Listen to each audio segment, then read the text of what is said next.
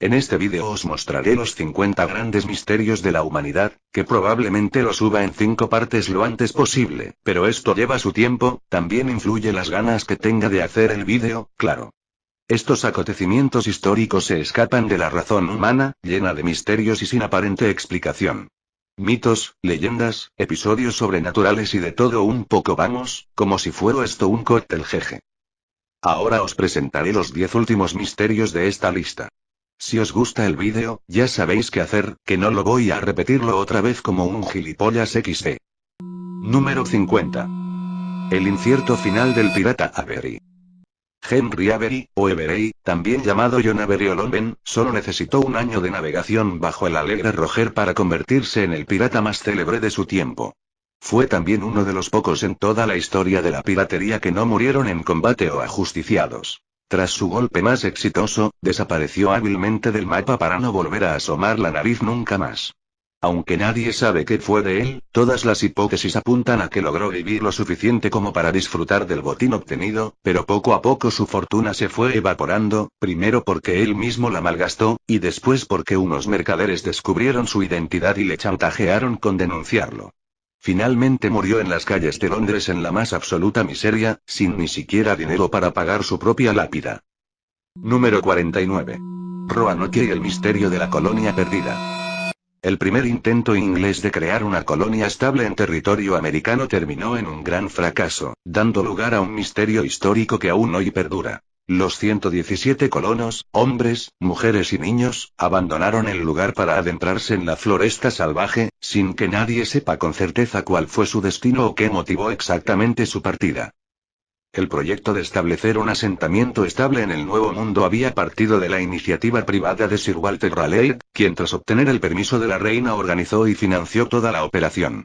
Los informes de sus exploradores le hicieron escoger como ubicación de la colonia la isla de Roanoke, de 46 kilómetros y clima benigno, situada frente a la costa de lo que hoy se le conoce como el estado de Carolina del Norte. En 1586 llegó a la isla un primer contingente colonizador compuesto por 75 veteranos que pronto hicieron un ataque preventivo contra los nativos de la isla. Al poco solicitaban al corsario Francis Drake pasaje hacia Inglaterra, atemorizados por las posibles represalias. Raleigh, al que la reina solo había concedido 10 años de plazo para establecer de forma exitosa su colonia en América, se apresuró a organizar un segundo grupo, esta vez de 117 colonos e incluyendo mujeres y niños. Al frente del mismo situó al artista John White. White, que era amigo de Raleigh, había participado ya en el viaje de exploración a la zona. Esta vez embarcó en la aventura a su yerno y a propia su hija, Eleanor Dare, que estaba embarazada y daría a luz a una niña en la isla. Lo primero que el gobernador White hizo al llegar a Roanoke fue intentar restablecer las relaciones con las tribus a las que habían agredido sus antecesores, aunque sus tentativas diplomáticas no tuvieron éxito.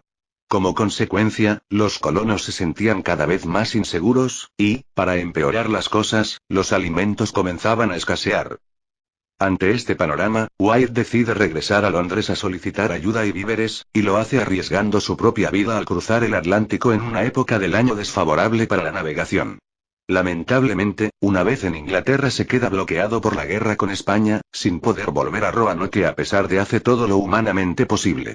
Pasarán 3 años hasta que logre desembarcar otra vez en la isla. A su regreso, encuentra las casas de sus súbditos desmontadas y el lugar vacío. No hay signos de lucha ni un solo resto humano a la vista. Sus compatriotas no han dejado ningún mensaje, tan solo la palabra Croatoan grabada sobre un poste, y algo más allá, en un árbol, una sílaba. Cro. Los Croatoan eran una tribu cercana que siempre se había mostrado amistosa con los ingleses.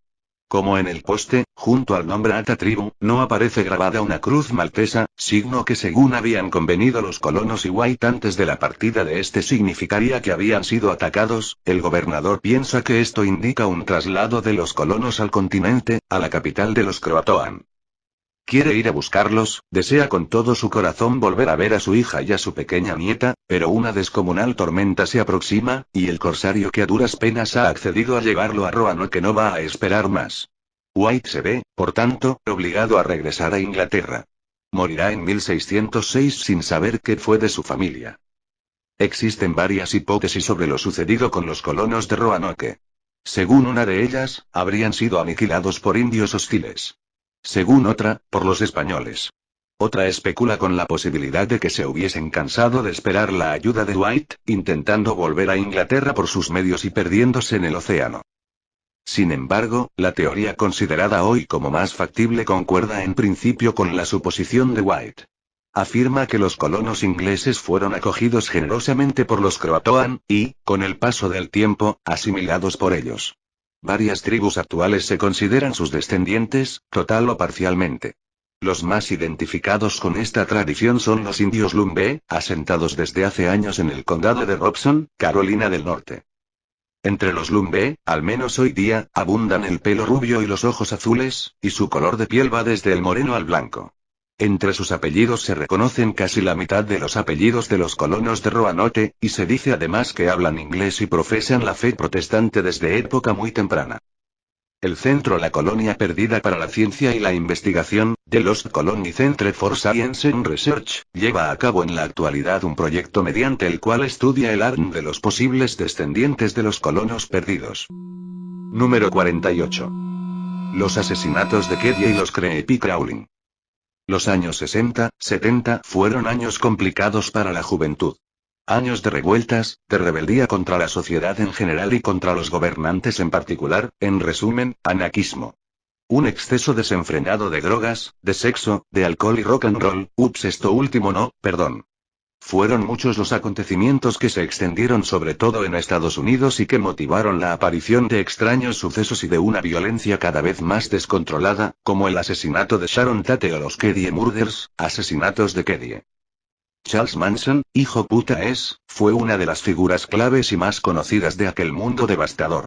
Un loco, dicen unos, un genio, lo califican otros, pero de todos modos, un puto asesino que se aprovechó de su locura y de su poder de seducción para arrastrar tras de sí a una serie de jóvenes que buscaban su propia identidad y estaban perdidos. Aún en la lejanía, en el tiempo y en el espacio, su largo mano sigue actuando en muchos sitios, a través de la mano de otros como él que creen ver en Manson a un dios y en sus profecías a los resultados de un destino cierto. El Creepy Crawling es el nombre que se le dio a un macabro juego inventado por él. Manson y sus seguidores escapaban por las noches para entrar en casas seleccionadas y cambiarles los muebles de sitio sin que sus propietarios se dieran cuenta en el momento de lo ocurrido, de tal modo que cuando se despertaran y vieran la casa nada estuviera en su lugar. Es de imaginar el horror que debe sentirse saber que estás sobando tranquilamente y cuando te despiertas te das cuenta de que alguien estuvo en tu casa, o en el peor de los casos, pensar en la presencia de espíritus. Lo peor podía ocurrir en aquellos casos en que, desgraciadamente para los propietarios, estos se despertaran y pillaran a los crawlers dentro de la casa, porque generalmente no tenían escrúpulos para acabar con ellos de la manera más sangrienta que se les viniera a la cabeza. Aún hoy en día el motivo exacto por el que ocurrió lo que sucedió en el asesinato de Sharon Tate es completamente desconocido, pero lo que sí se sabe es que aquella noche comenzó como otro juego macabro más, como otro creepy crawling que acabó desembocando en la masacre. Fue su caso más famoso en el que intervino directamente el propio Charles Manson. Pero aún después de encerrado, ese macabro juego sigue haciéndose. Uno de los casos más conocidos y misteriosos es el ocurrido en el pueblo de Keddie, una población idílica situada en Pluma County, en California. Fue el conocido como Keddie Murder, o el asesinato de Keddie. Corría el año 1981, un 11 de abril, y la pequeña Sheila Sharp, con tan solo 14 años, se había marchado a pasar la noche a casa de su mejor amiga. Tras divertirse y compartir casa con su amiga, a la mañana siguiente volvió a su cabaña, la número 28 del Keddie Resort. Lo que encontró allí al entrar fue una escena macabra. Al entrar descubrió en el interior, brutalmente asesinados a su madre Glenna, de 36 años, a su hermano John, de 15 y a una amiguita de Dana, de 17. Aterrorizada, la pequeña buscó a su hermanita menor, Tina, que contaba solo 13 años. No pudo encontrarla. Tina había desaparecido. Los informes policiales contaron que la familia había sido torturada durante casi 10 horas, que les pegaron con martillos y que los acuchillaron, por si no fuera poca la cosa. Al ver la posición de los muebles se dieron cuenta de que algunos habían sido cambiados de sitios, y automáticamente se empezó a pensar en nuevo creepy crawling. Desgraciadamente, y con mucha probabilidad, los asaltantes habían sido descubiertos antes de acabar, y aquello desencadenó la tragedia. El resto lo hizo todo el miedo popular. Se dice que aquel pueblo, antes idílico, ahora está maldito. Muchos de los vecinos se marcharon por miedo e incluso la cabaña número 28 fue derribada. De Tina nunca más se volvió a saber de ella a pesar de las muchas investigaciones, y el misterio continúa sin resolverse. Número 47. El misterio de la fuga de Alcatraz. Para el FBI, una de las pruebas más concluyentes de que los hermanos John y Clarence Anglin lograron escapar con vida y no perecieron en las frígidas aguas que rodean a la prisión de Alcatraz fue el hecho de que la madre de estos recibió cada año hasta su muerte un ramo de flores sin tarjeta, por su cumpleaños. La otra es aquella que especula con que los hermanos asistieron al funeral de la madre en 1973 disfrazados de mujeres pese a la fuerte presencia de agentes del FBI que los esperaba. La noche del 11 de junio de 1962, 4 presos tenían programada su fuga de La Roca. Como era conocida desde su apertura en 1933, la inexpugnable prisión federal situada sobre un peñasco frente a la bahía de San Francisco, norte de California, y que echó el cierre en 1963. Alcatraz estaba considerada como una prisión de alta seguridad debido a su situación geográfica y fue el hogar forzado de aquellos que eran considerados individuos irrecuperables para la sociedad y gángsters famosos, como Al Capone. Tras meses de planificación y excavar túneles con cucharas que les permitieran llegar al punto débil del penal, uno de los ventiladores que estaban en el tejado, solo 3 de esos 4 hombres lograron darse a la fuga. Los hermanos Anglin y Frank Morris, quien se cree que fue el cerebro del virtuoso plan, todos ellos convictos apresados por robar bancos. El cuarto recluso, Allen West, permaneció en su celda sin que se hayan conocido nunca bien los motivos. El pánico o problemas logísticos que le impidieron llegar hasta el tejado de la cárcel. La información que en los años siguientes proporcionó West al FBI fue básica para conocer el plan de los fugados. A lo largo de la historia de la prisión se produjeron 14 intentos de fuga que involucraron a 36 personas. Solo las 3 mencionadas antes siguen en paradero desconocido. 23 presos fueron detenidos de nuevo. 6 murieron por disparo de bala durante la fuga y 4 ahogados. Cuando la mañana del 12 de junio de 1962 se efectuó el rutinario recuento de presos, sobre las camas de los 3 hombres reposaban sendas cabezas fabricadas con papel y pelo de la peluquería que daban la impresión de que los presos fugados seguían durmiendo. De estar vivos, John Anglin tendría hoy 82 años. Su hermano Clarence 81. Y Frank Morris 85. Tenemos que trabajar bajo el supuesto de que lograron escapar, ha asegurado Michael Dicke Marshall de Estados Unidos, a la agencia Associated Press con motivo del 50 aniversario de la fuga. El servicio de Marshalls tomó el control de la investigación que sigue abierta, después de que se la cediese el FBI en 1978. Si los fugados no son detenidos, se entregan o se prueba que están muertos, la investigación sigue activa hasta que cumplan 99 años, cuando expiren las órdenes de búsqueda y captura, dice Dicke. Los historiadores y parte de las autoridades de entonces supusieron que los hombres perecieron en las frías aguas de la bahía, a pesar de que habían fabricado una especie de balsa con más de 50 gabardinas de la prisión de la época de la Segunda Guerra Mundial. Pero ningún cuerpo fue encontrado.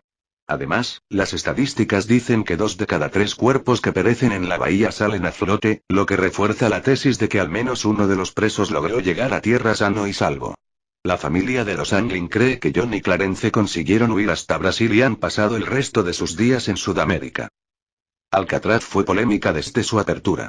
Su vulnerabilidad cuando se la definía como inexpugnable, y el hecho de que la sal del mar corroía sus estructuras metálicas e incluso los propios cimientos, una reconstrucción hubiera sido costosísima, llevó al fiscal general de entonces, Robert Kennedy, a tomar la decisión de cerrar el penal en 1963. El cine se ha encargado de alimentar la leyenda de Alcatraz con películas más o menos fieles a los hechos. Sin duda, Fuga de Alcatraz, dirigida por Don Siegel y con Clint Eastwood en el papel de Morris, es la mejor prueba de las primeras. El último preso en abandonar el penal fue Frank Waterman.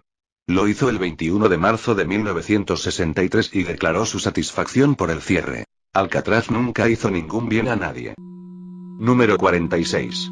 Hernán Cortés y la muerte de su esposa. Cuando Catalina Juárez salió de Granada con destino al Nuevo Mundo buscando casarse con algún hombre rico que le aportara posición económica y social, poco podía imaginar que su nombre quedaría ligado al de uno de los más grandes conquistadores españoles, Hernán Cortés. Pero aún menos hubiera creído que su final sería tan trágico y a una edad tan temprana.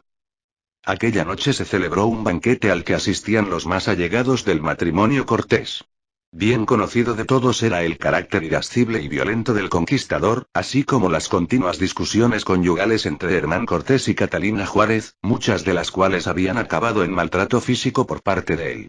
También eran bien conocidas sus infidelidades, de las que incluso se vanagloriaba, demostrando así su reputación de mujeriego. Llevaba 5 años de matrimonio cuando, tras la sangrienta conquista del Yucatán, conoció a la que sería su más célebre amante, Malinche. Aún con su esposa, Catalina, y su amante, Malinche, a quien no se molestaba en absoluto en ocultar, Hernán Cortés seguía manteniendo otras relaciones con nativas del lugar. Tras el banquete, celebrado en la casa de los Cortés en Coyoacán, México, Catalina discutió agriamente con Francisco de Solís, capitán de los soldados de Cortés, y finalmente acabó en una discusión con su marido. Cuenta la historia que Catalina le dijo ante todos: Yo os prometo que antes de muchos días haré de manera que no tenga nadie que entender con lo mío. Refiriéndose a su marido. Este, rápidamente, le replicó también ante todos haciendo un juego de palabras: Con lo vuestro, señora, yo no quiero nada. Aquella noche del 1 de noviembre de 1522, Catalina fue encontrada muerta en su propia cama, con los ojos abiertos y tiesos, salidos de fuera, como persona ahogada. Los labios gruesos y negros y 2 espumarajos en la boca, una gota de sangre en la toca sobre la frente, según la versión dada en el juicio por su principal doncella. Junto a la cama estaban las cuentas esparcidas de un collar de perlas con el que presuntamente había sido estrangulada. Fueron varias las doncellas y otras personas que testificaron lo mismo. Sin embargo, el juicio, convocado años después contra Hernán Cortés por el asesinato de su esposa, adoleció de múltiples irregularidades. Hubo declaraciones incongruentes. Testigo que se desdecían de sus declaraciones iniciales. Tampoco hubo médico que certificase la muerte de Catalina ni la causa por la que murió. Catalina Juárez fue enterrada rápidamente por orden de su marido y, por otro lado, estaba la posición social y económica de Hernán Cortés, así como su fuerte influencia en los altos estamentos. Era una época difícil, y aunque tampoco es que estuviera bien visto el maltrato físico, lo cierto es que tampoco estaba castigada la violencia doméstica como hoy en día, y el pegar a una mujer era, por desgracia, algo habitual en aquellos tiempos. Todo ello hizo que finalmente el caso, a base de retrasos, acabara siendo consumido por el olvido, y que Hernán Cortés pasara a la historia como uno de los más grandes conquistadores que ha tenido España. Número 45. La bestia camina en Devonshire. Las viejas supersticiones medievales renacieron momentáneamente en Devonshire, Inglaterra, durante el invierno de 1855, cuando a la mañana del día 8 de febrero sus habitantes descubrieron un misterioso rastro sobre la nieve que atravesaba de forma ininterrumpida pueblos y campos a lo largo de un recorrido de más de 150 kilómetros. En apariencia, eran las huellas de un animal, pero, de ser así, se trataba de un animal muy extraño. Aunque más pequeñas, 10 centímetros de largo por 7 de ancho, tenían forma de casco de caballo y estaban dispuestas en línea, cada una 25 centímetros después de la anterior, como si las hubiese producido una criatura bípeda saltando a la pata coja o, más extraño todavía, un ser con una sola pierna. Sorprendentemente, bajo aquellas marcas la nieve no aparecía aplastada, sino derretida, como si se le hubiese aplicado un hierro al rojo vivo. Sin embargo, lo más particular del caso consistía en que la hilera de huellas no se detenía ante ningún obstáculo, apareciendo en lugares cerrados y de difícil acceso. Cuando se encontraba con un muro, continuaba justo al otro lado. Si lo hacía con una casa, pasaba al tejado antes de seguir por el extremo opuesto. Hubo un lugar en el que atravesó un conducto de drenaje de no más de 15 centímetros de diámetro. Ni siquiera el río Exe, con sus 3,5 kilómetros de ancho en la desembocadura, había sido capaz de detener su avance. Pocos días después, el London Times y el Illustrated London News recogían la noticia, dando lugar a la mofa de sus escépticos lectores hacia los habitantes de Devonshire, muchos de los cuales no se atrevían a salir de sus casas tras la puesta del sol por temor a aquel ser que se había paseado por sus jardines mientras dormían. La inquietud en la zona era tal que se organizaron partidas de caza con el objetivo de encontrar y aniquilar al animal responsable de las huellas. Aunque no tuvieron ningún éxito, años después hubo quien aseguró que uno de estos grupos había seguido el rastro hasta llegar a un bosque. Antes de entrar en él, los perros que llevaban con ellos comenzaron a aullar, dando muestras de un gran nerviosismo, tras lo cual huyeron despavoridos. Los cazadores decidieron entonces regresar a sus hogares y dejar las cosas como estaban. La naturaleza de las marcas dejadas en la nieve desconcertó a zoólogos y naturalistas, que propusieron diversos animales como posibles autores. El paleontólogo Richard Owen señaló como culpables a varios tejones, mientras que otros expertos pusieron en la picota a sapos, ratas, pájaros o liebres.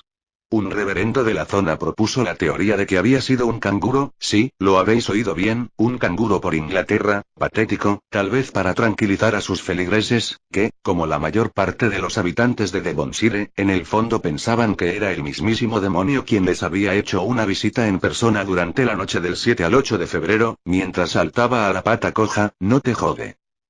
De todas maneras, el suceso no se repitió, con lo cual nadie, salvo su causante, fuese animal, humano o ente sobrenatural, supo nunca cómo se originaron aquellas extrañas huellas. Número 44. El castillo de Glamis. A Sir Patrick Lyon, tercer conde de Strathmore y propietario del castillo de Glamis, le gustaba contar una anécdota muy peculiar. Decía el conde que una noche de sábado en la que estaba jugando a las cartas con su amigo el conde de Crawford, un criado osó advertirle de que se acercaba el sabbat. Enfadado por la interrupción, el conde Patrick respondió que seguirían jugando y que si el demonio deseaba unirse a ellos sería bien recibido. Grave error. A medianoche el demonio en persona se presentó en la sala dispuesto a aceptar la invitación. Jugaron una larga partida en el transcurso de la cual los dos condes perdieron su alma, quedando condenados a pasar en aquella habitación desde el día de su muerte hasta el juicio final jugando a las cartas. Menudo coñazo tiene que ser eso, y esto les pasa por haber estado jugando con el mismísimo diablo, manda cojones.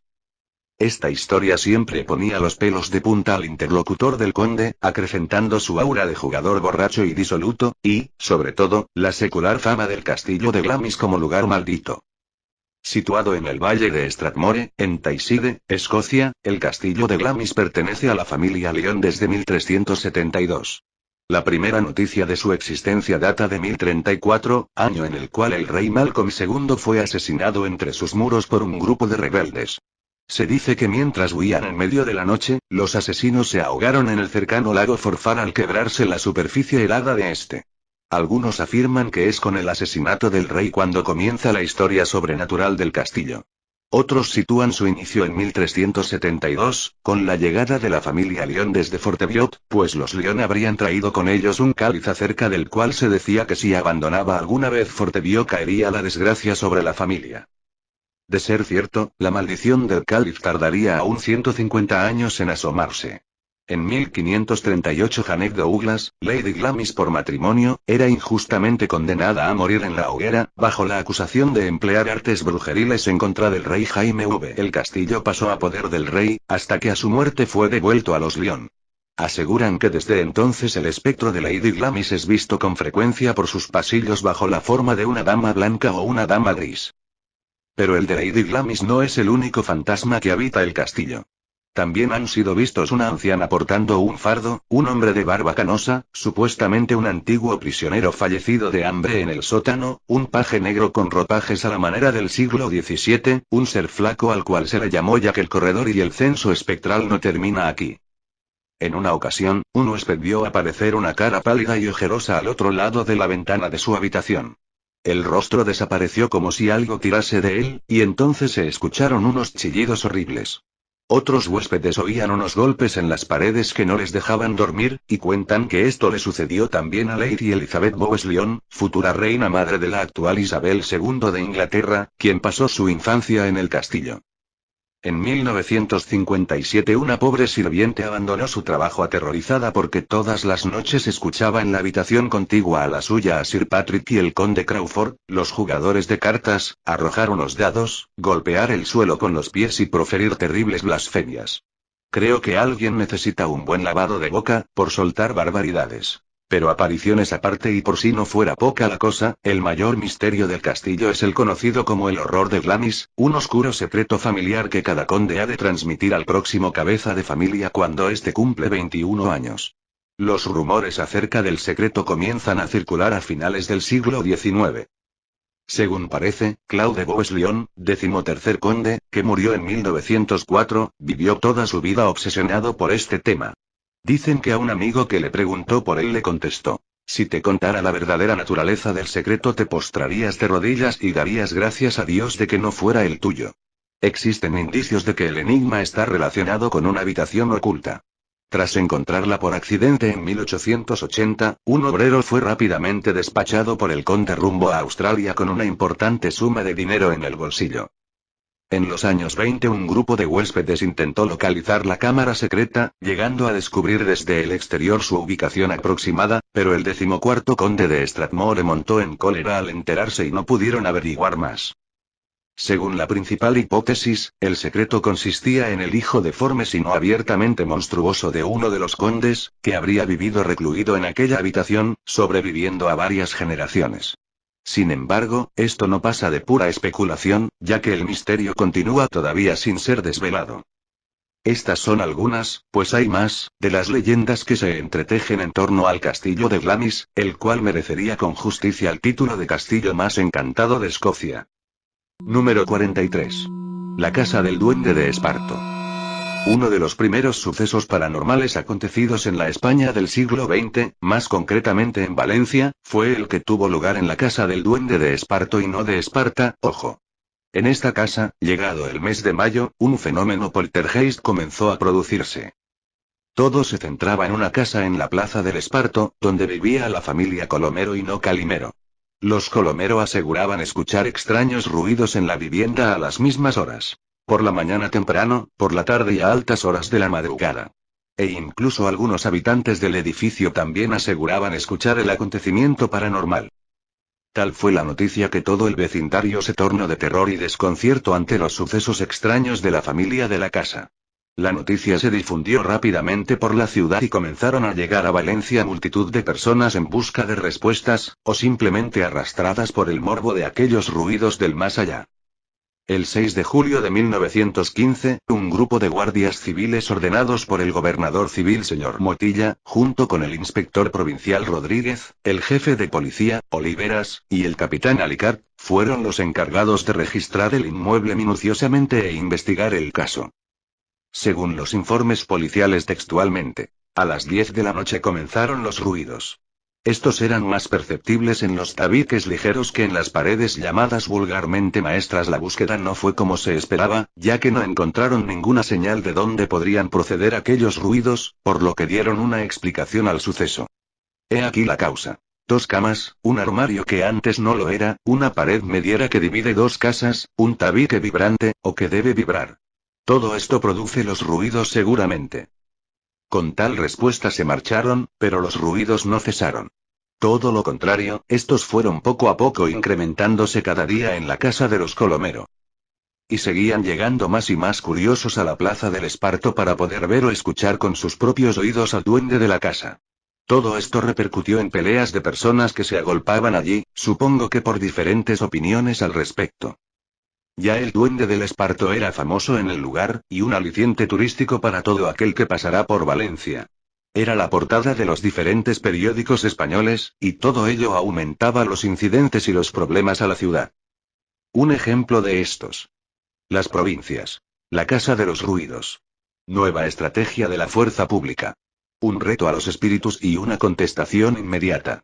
Las autoridades en ridículo. Levante. La casa misteriosa. La cosa se pone cada vez más seria. Los ruidos siguen en distintos sitios. Una inspección y 2 registros sin resultados. Pueblo. La casa de Tócame Roque, y hazme tuya, no te jode. Brujas y almas en pena. Los ruidos del N7. El descubrimiento de un juez. Las autoridades en ridículo. Carga brutal de la policía. Las iglesias más cercanas realizaban misas y ceremonias especiales para pedir por aquellas almas que se manifestaban en la casa o para ahuyentar a las ánimas del purgatorio. Además, con todo el revuelo ocasionado por el supuesto poltergeist, el ayuntamiento tomó parte y mandó al arquitecto jefe municipal, el señor Aimami, para que se investigara más a fondo las calles cercanas al lugar. El señor Aimami introdujo micrófonos en diferentes tabiques donde se producían los ruidos y revisó todo el alcantarillado, aparte de diferentes puntos importantes de la estructura de la casa. Pero su búsqueda fue negativa, ya que no pudo encontrar nada para poder dar una explicación a tal suceso. Así pues, nunca se supo de dónde procedían aquellos golpes, raps, y tampoco el porqué de estos. El 13 de julio de 1915, los fenómenos desaparecieron sin dejar rastro. Y a día de hoy no se han vuelto a producir más en la casa N7 de la Plaza del Esparto, en Valencia. Número 42. La extraña resurrección de Joan Orcott. A mediados del siglo XIX llegó a manos del Dr. Henry Sampson la copia de un viejo manuscrito redactado 200 años antes por un antiguo parlamentario llamado John Maynard, en donde este narraba un extraño caso judicial del cual había sido testigo y que, en apariencia, se resolvió gracias a que la víctima regresó momentáneamente a la vida para delatar a sus asesinos. El crimen tuvo lugar en Hertfordshire, condado cercano a Londres, durante una noche de 1629. A la mañana siguiente, Joan Orcott aparecía degollada en su propia cama. Además de la víctima y su hijo pequeño, bajo el mismo techo vivían su marido, su suegra, su hermana y el marido de esta, quienes declararon que la muerte de Joan se debía a un suicidio. Sin embargo, la escena del crimen y la personalidad de la víctima no parecían apoyar esta hipótesis, por lo que el jurado solicitó al juez la realización de la prueba del tacto, un viejo procedimiento judicial todavía vigente en la época, el cual se basaba en la creencia de que el cuerpo de la víctima de un asesinato reaccionaría de alguna manera al contacto de su asesino. Así, 30 días después de haber sido sepultado, se exhumaba el cadáver de Joan Orcott. Las 4 personas adultas que compartían casa con ella fueron instadas a, una por una, tocar el cuerpo.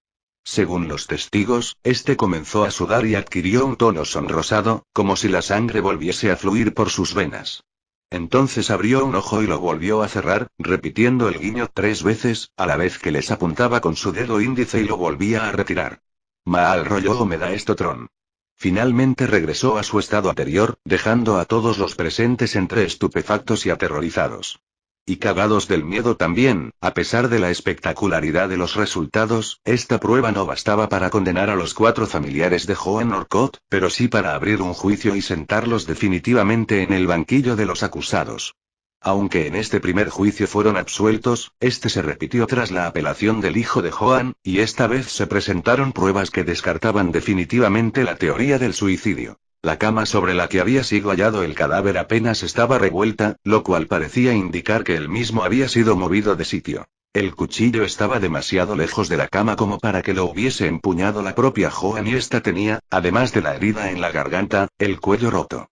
Por último, se supo había huellas ensangrentadas de otra persona sobre su cuerpo cuando fue hallado. El posible móvil no estaba claro, pero todo parecía apuntar a los acusados como autores del crimen o, al menos, como encubridores. El marido, la suegra y la hermana de la víctima fueron declarados culpables y condenados a muerte, a pesar de sus protestas. Su cuñado fue absuelto y, finalmente, la mujer más joven se libró de la horca por estar embarazada. El Dr. Sampson publicó el caso en 1851 en la revista Gentleman's Magazine and Historical Review. Un tabernero llamado Hunt le había proporcionado la copia del manuscrito original de Maynard, quien a pesar de seguir todo el proceso atentamente no fue testigo directo de la temporal resurrección de Joan Orcott.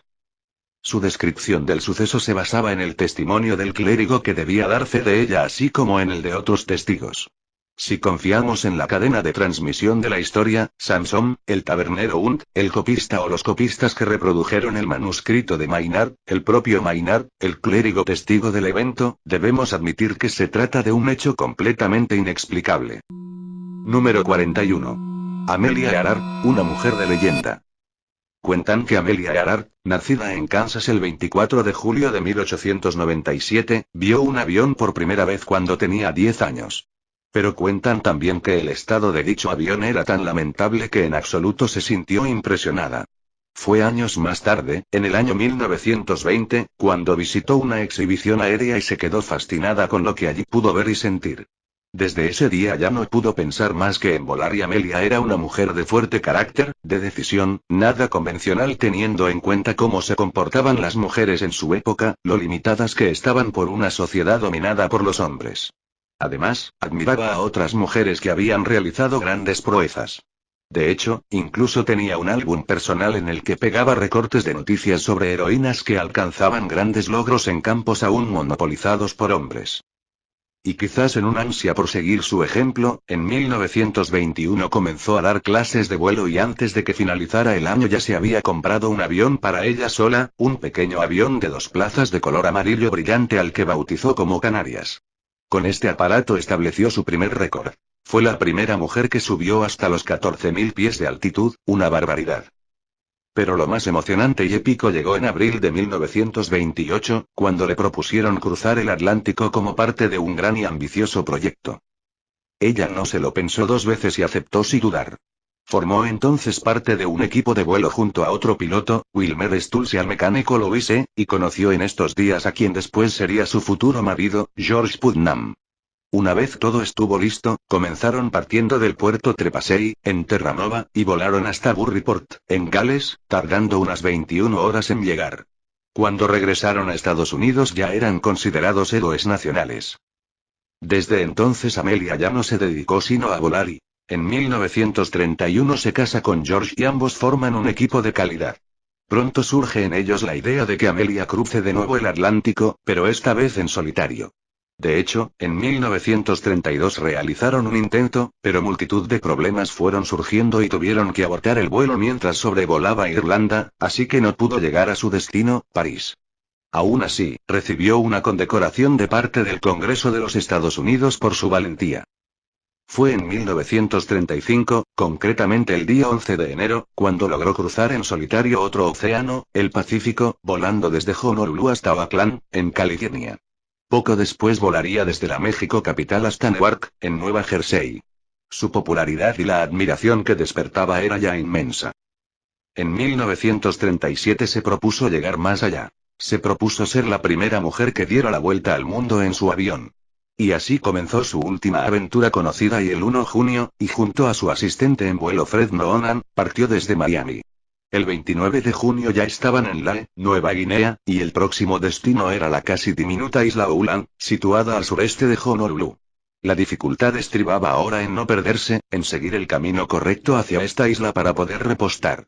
Amelia estaba en contacto continuo con los guardacostas, diversos buques de los Estados Unidos se habían situado en alta mar para indicar la ruta a seguir, pero las condiciones meteorológicas no parecían acompañar. Aún así partieron.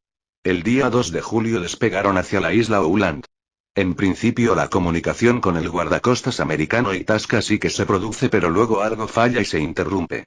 El último mensaje que se escucha de ella es que el combustible se está agotando, que no localizan las referencias a seguir y que van volando a solo 1000 pies de altitud.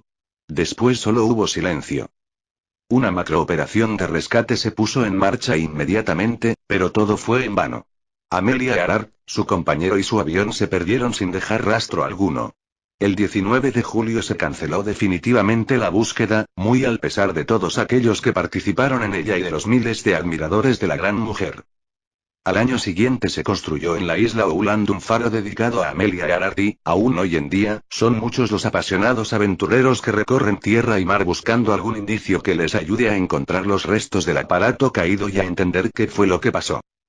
Entre las teorías que han surgido durante estos años se encuentra la de que el Itasca no hizo bien su trabajo y Amelia perdió el rumbo, o la de que aterrizó en alguna isla deshabitada de la que ya no supo cómo salir por falta de combustible, o incluso la de que los japoneses la secuestraron en el aire y la condujeron hasta Saipan, donde después la encarcelaron.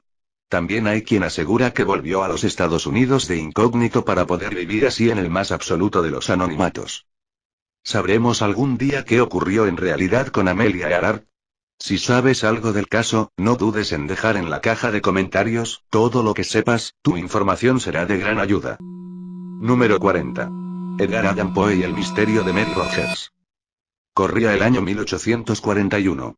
Era un precioso día de verano cuando se encontró, flotando en el río Hudson, New Jersey, el cuerpo de una mujer llamada Mary Cecilia Rogers, de 21 años. Por supuesto, el caso causó gran revuelo y enseguida empezaron las investigaciones. El primer sospechoso fue su casero, en cuya compañía solían verla algunas tardes. Anderson, que así se llamaba, no tenía coartada para aquel día, pero se libró de los ojos acusadores cuando estos se posaron en David Paine, prometido de la malograda joven. Paine sí que confesó que la había visto la misma mañana en que desapareció, pero negó ser el culpable. Pero más tarde se suicidaría en el mismo lugar donde supuestamente había matado a su novia, dejando una nota de autoinculpación. Pero la policía no la creyó. Paine tenía una buena coartada. Así pues, las investigaciones siguieron su curso y uno de los fieles lectores de la prensa y seguidores de este misterioso caso era el mismísimo Edgar Allan Poe, de 32 años por aquel entonces. Había escrito ya Los crímenes de la calle Morgue y creado a su inspector Dupin y, basándose en el crimen de Mary, se puso a escribir.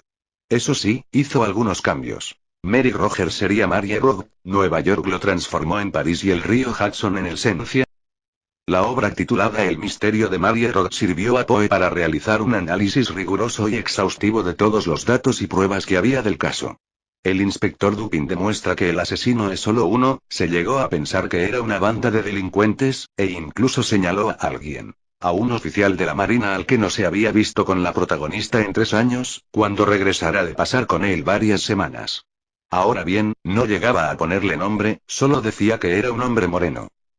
Tras la publicación de este relato, comenzó a correr el rumor de que Poe sabía demasiado, que había hilado sospechosamente bien los hilos y que como frecuentaba asiduamente Nueva York, era él quizás el responsable del brutal asesinato.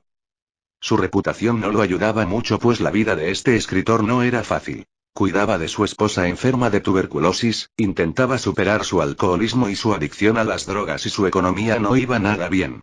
Pobre hombre, vaya mierda de vida tenía. Además, sus personajes eran macabros y se abandonaban a sus bajos instintos, lo cual parecía revelar el lado oscuro del carácter de Poe. Pero todo quedó en meras especulaciones y llama también la atención que antes de la tercera entrega, se publicó de 3 veces entre noviembre de 1842 y febrero de 1843, Poe modificara ciertos datos adaptándolos aún más a la realidad.